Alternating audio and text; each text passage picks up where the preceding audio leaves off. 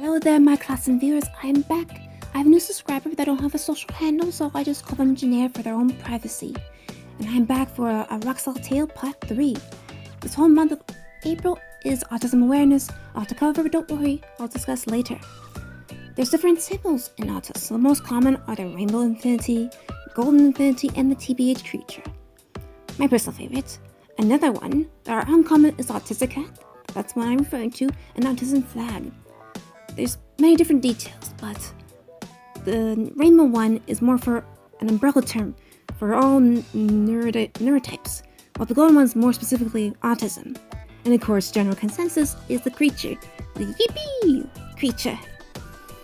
And there are also symbols you shouldn't ever use, which is shown above, and certain phrases that, as an old saying, if a sound is made in the forest, does anyone hear it? I.e., just because you don't experience doesn't mean it's not real. For all autistic individuals, your experiences are valid. Please keep that in mind whenever you are struggling. Autism, it's not a choice. It cannot be cured. It's not a disease, excuse, mental illness, trend, stigma, or bad word. Not at all. You can't rip it out. It's lifelong, and you shouldn't be ashamed of it. It is human, hard, beautiful, and I'm autistic, I'm disabled, and I'm proud. There are the 3 A's of autism: awareness, acceptance, and appreciation.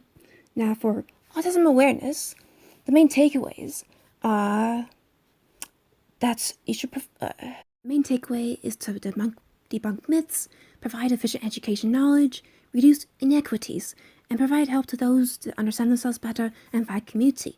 And again, acceptance is next. It's another important step. And the main takeaways is to remove any shame or disfaced language, so emphasis on problems and limitations. Acknowledging differences and strengths of who are neurodivergent, our experiences are valid. Indeed. Speaking of acceptance, the most important is familial acceptance. And how to do that if you have a loved one that is autistic? There's certain things, like curiosity is your friend, research, explore about their preferences and needs. Also develop collecting observations, communication about the sensory challenges and what can trigger it, and how to accommodate. Autism is genetic, so if this applies to a parent, start exploring if you are neurodivergent yourself, to help yourself not only for your child as well. And you're probably wondering why. Well, it's not easy to identify this in girls in comparison to boys. And as an autistic woman, I can verify. There are things like vocab, mimicry, and nonverbal, as well as unexpected responses, awareness for social interactions and reactions.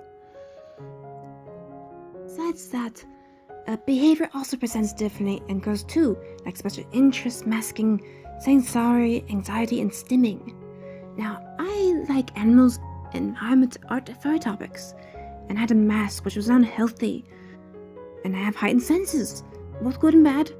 As for social, being shy, conversations, fitting in, being mothered, all those different things that made it difficult, and meltdowns, as well as only have a very few amount of friends. Now, I was fortunate enough to get a diagnosis when I was a teen. And for other women that are diagnosed later, in the 30s or 40s, are not as fortunate. That even in a place like Australia and New Zealand, prevents someone like me from living there. It's one of the laws, unfortunately. And yes, self-diagnosis is just as important, because of financial reasons, what have you. And again, that bias to help children versus adults. Now, as I approach the end of this video, as girls grow up, I want to warn you of self-harm and violence. So if triggering, you can skip to 5:10 in this video to avoid this part. And my personal experience, there's many things that contribute to self-harm, like anxiety, depression, eating disorders, suicidal ideation, etc. To violence, there's an increased risk of victimization that could lead to sexual assault. I hope you enjoy this video, and so till next time, my class and viewers, hope to see you again in future videos. Goodbye.